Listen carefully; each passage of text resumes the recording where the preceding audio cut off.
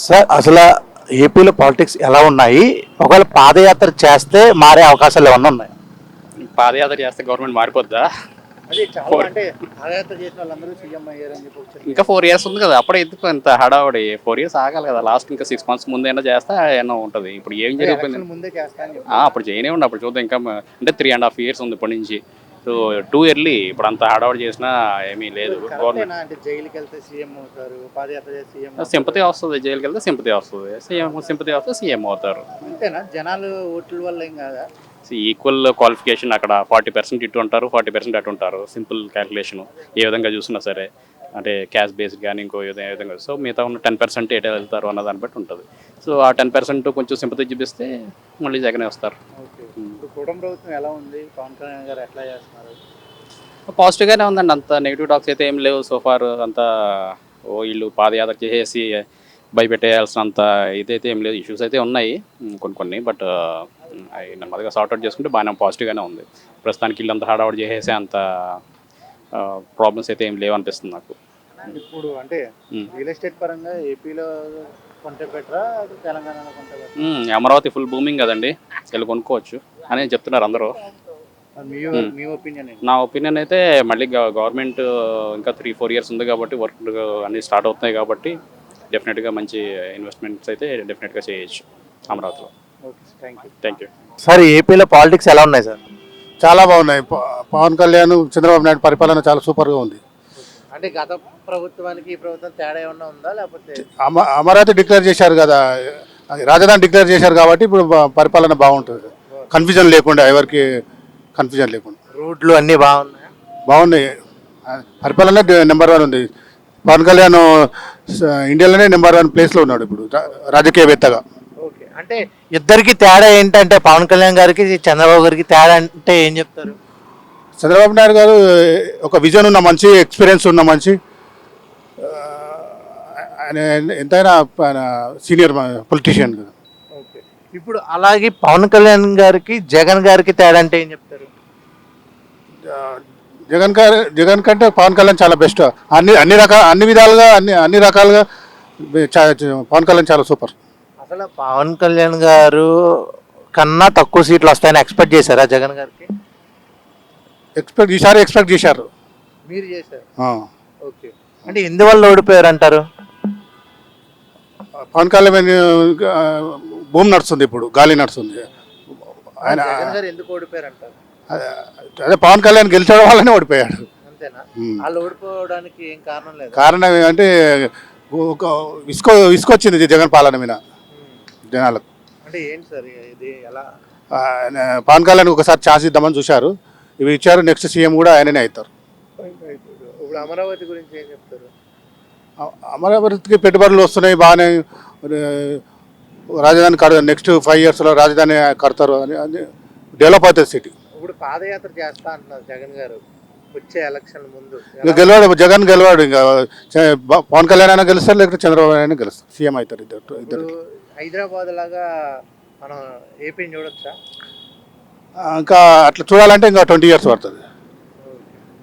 2047 vision బాగుంటుంది చంద్రబాబు. బాగుంటుంది. Thank you. సరే ఏపీలో పాలిటిక్స్ ఎలా ఉన్నాయి సార్ ఇప్పుడు? నా పేరు ఫణికుమార్ అండి. బేసికల్ I'm from Andhra only, but settle in Telangana. Situation అయితే కొంతవరకు ఓకే, ఎందుకంటే తెలుగుదేశం వచ్చాక, కూటమి వచ్చాక ప్రస్తుతానికి బాగానే ఉంది. రోడ్స్ కానీ, వాళ్ళు ఇచ్చే ఫెసిలిటీస్ కానీ బాగానే ఉన్నాయి. ఓన్లీ థింగ్ ఏంటంటే ఇంకా ఎక్స్పెక్ట్ చేస్తున్నారు జనాలు. సో అది ఇంకా 3 years ఉంది కాబట్టి we can expect more. Like వీళ్ళకి ఫ్రీ ట్రాన్స్పోర్ట్ ఇవ్వడం కానీ లేడీస్కి, ఇవన్నీ ఇంకా ఇంప్లిమెంట్ చేయలేదు, బట్ ఇంకా బెటర్గా చేయొచ్చు. Even CM is accepting that ministers are not working properly, అది బెటర్గా చేయొచ్చు. సో ఇవన్నీ చేస్తే కనుక నెక్స్ట్ టర్మ్ కూడా కూటమి ప్రభుత్వం ఛాన్స్ ఎక్కువ ఉంది. But we expect that Jagan won't come నా తరపు నుంచి. ఇప్పుడు మరి అంటే జగన్ గారు ఏమన్నారంటే పాదయాత్ర చేస్తా అంటున్నారు. వాళ్ళు పాదయాత్ర చేస్తే మళ్ళీ మారే అవకాశం ఉందా జనాలు? 100% లేదండి. ఎందుకంటే జనాలు తెలిసిపోయింది, లాస్ట్ టైం పాదయాత్ర చేసి వచ్చాడు, అందరికీ ముద్దులు పెట్టాడు, ఏం జరిగిందో తెలుసు. 5 years అయితే చాలా వరకు బ్యాక్వర్డ్ వెళ్ళిపోయింది. ఎకానమీ చాలా బ్యాక్వర్డ్ వెళ్ళిపోయింది, చాలా కంపెనీస్ బ్యాక్ వెళ్ళిపోయినాయి, వర్స్ట్ కండిషన్లో ఉంది. రోడ్స్ కానీ ఫెసిలిటీస్ కానీ. ఓన్లీ థింగ్ ఏంటంటే ఈ స్ప్రెడ్ ద మనీ. పబ్లిక్ ఏంటంటే అట్లా డబ్బులు వేసేసాడు. దానివల్ల ఏంటంటే అప్పట్లో కొంచెం ఫేమస్ ఉండేది, కానీ జనాలు ఒకసారి పరిపాలన చూశాక దే కమ్ టు నో. ఇప్పటికే నెక్స్ట్ టైం అయితే ఛాన్సే లేదు. నెక్స్ట్ వచ్చే 5 years కూడా కూటమి ప్రభుత్వం ఉంటుంది. అండ్ మోస్ట్ ఇంపార్టెంట్లీ జనసేన అయితే సీట్లు పెంచుకునే ఛాన్స్ ఎక్కువ ఉంది. వాళ్ళకి ఛాన్స్ అయితే ఇంకా ఎక్కువ ఇవ్వాలి. మన నెంబర్ ఆఫ్ సీట్స్ పెంచడం కానీ, మంత్రి పదవులు ఎక్కువ ఇవ్వడం కానీ చేస్తే కనుక డెఫినెట్గా కూటమి ప్రభుత్వం నెక్స్ట్ టైం బాగా హిట్ అవుతుంది. ఎందుకంటే లాస్ట్ టైం ప్రభుత్వం వచ్చింది కూడా 60% 70% జనసేన వల్ల. ఎందుకంటే వాళ్ళు చేసిన ప్రచారం కానీ, పవన్ కళ్యాణ్ చరిష్మా కానీ, సేమ్ టైం జగన్ ప్రభుత్వం మీద నెగటివిటీ, ఇదంతా ఇంపాక్ట్ అయింది వాళ్ళకి పాజిటివ్ అయింది. సో దానివల్ల వాళ్ళు ఈజీగా గెలిచేస్తారు అనమాట మొత్తం. ఇంకోటి నరేంద్ర మోడీ సపోర్ట్. ఎందుకంటే సెంట్రల్ గవర్నమెంట్ సపోర్ట్ ఉందంటే స్టేట్ గవర్నమెంట్కి ఎప్పుడు ఫండ్స్ ఎక్కువ వస్తాయని ఆలోచన ఉంటుంది జనాలకి. సో దాని కూడా ప్లస్ పాయింట్ అయింది కూటమి ప్రభుత్వానికి. సో థ్యాంక్ యూ అండి. ఇప్పుడు అంటే ఇప్పుడు పాదయాత్ర ఇవన్నీ ఓకే, ఎందుకు ఓడిపోయారంటే ఏం చెప్తారు? జగన్ ఒళ్ళు దిగానంటే ఆయన చేసినటువంటి పరిపాలన నచ్చక. ఎందుకంటే ఏదైతే ఎక్సైజ్ పాలసీ ఉందో ఓన్లీ క్యాష్తో అమ్మటం అనేది జనాలకి అందరికీ తెలుసు. The money is going to somewhere. అంతా స్కామ్ అయిపోయిందని తెలుసు వాళ్ళకి. వాళ్ళు రిలీజ్ అయింది ఎప్పుడు? వన్స్ కూటమి ప్రభుత్వం వచ్చాక, వీళ్ళందరినీ అరెస్ట్ చేశాక. ఈ అమౌంట్ అనేది మనకి గవర్నమెంట్ క్రెడిట్ అవ్వలేదు, ఎక్సైజ్ అమౌంట్ అంతా క్రెడిట్ అవ్వలేదు.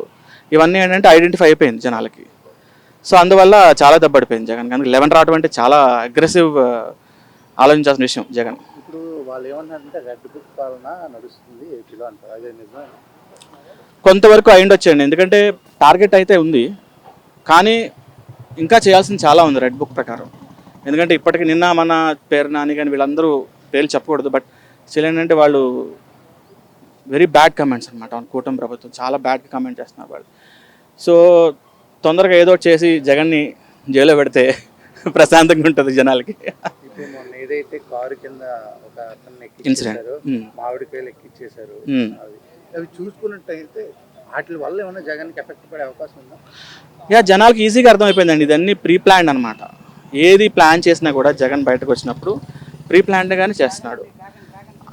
ఈజీగా ఐడెంటిఫై చేయొచ్చు. ఏదంటే ఆ మ్యాంగోస్ రైతులు ముందుగా ప్లాన్ చేశారు అనమాట. నేను వస్తున్నాను, సో ఇలాగా ఆ పలానా తోట నుంచి మామిడికాయలు తీసుకొచ్చి రోడ్డు మీద వేయండి. అతను ఆల్రెడీ అమ్ముకోవడానికి వెళ్ళాడు ఆ ప్రాపర్టీ ఓనర్. కానీ ఆ వెహికల్స్ని వెనక్కి పిలిచి ఇది వస్తున్నాడని చేసి రోడ్డు మీద పడేసి దానికి జెండా కూడా కట్టుంది, మనం ఈజీగా చూడొచ్చు. సో అది తొక్కించడం అనేది చాలా బ్యాడ్ అనమాట అండి. ఏదో సానుభూతిగా వెళ్ళి చూసేస్తే వచ్చేస్తే బాగానే ఉంటుంది, కానీ ఇలా హింసాత్మకంగా ఏంటంటే ప్రజల్ని భయపెట్టేట్టు మనుషులను తొక్కించడం, మామిడికాయలు తొక్కించడం, తర్వాత ఎవరిని తొక్కిస్తాడో తెలియదు. సో ఇలాంటివన్నీ మానుకోవాలి. As a politician he need to control that behaviour. Pawan Kalyan గారి సపోర్ట్ ఎట్లా ఉంది? కూటమి ప్రభుత్వానికి ప్రస్తుతానికైతే సపోర్ట్ బాగానే ఉంది పవన్ కళ్యాణ్ నుంచి. కానీ ఏంటంటే కొన్ని రఫ్ ప్యాచెస్ ఉన్నాయి. సీఎం చంద్రబాబు సైడ్ నుంచి, వాళ్ళ పార్టీ కమాండ్ నుంచి, డిప్యూటీ సీఎం మన వాళ్ళు ఎందుకు లేరు, ఒకనొక సందర్భంలో కూడా సిచ్యువేషన్ వచ్చింది. మన లోకేష్ని డిప్యూటీ సీఎం చేయాలని చెప్పేసి ఇలాంటి సిచ్యువేషన్ వచ్చింది. బట్ ఏంటంటే చంద్రబాబు కంట్రోల్ చేశారు. ప్రస్తుతానికైతే పర్లేదు, బట్ ఏంటంటే థ్రెట్గానే భావిస్తున్నారు. జనసేన అనేది తెలుగుదేశంకి థ్రెట్గా భావిస్తున్నారు. ఏదో టైంలో మనకేమన్నా ప్రమాదం జరగవచ్చా అని చెప్పేసి భయపడుతున్నారు తెలుగుదేశం వాళ్ళు. ఓకే.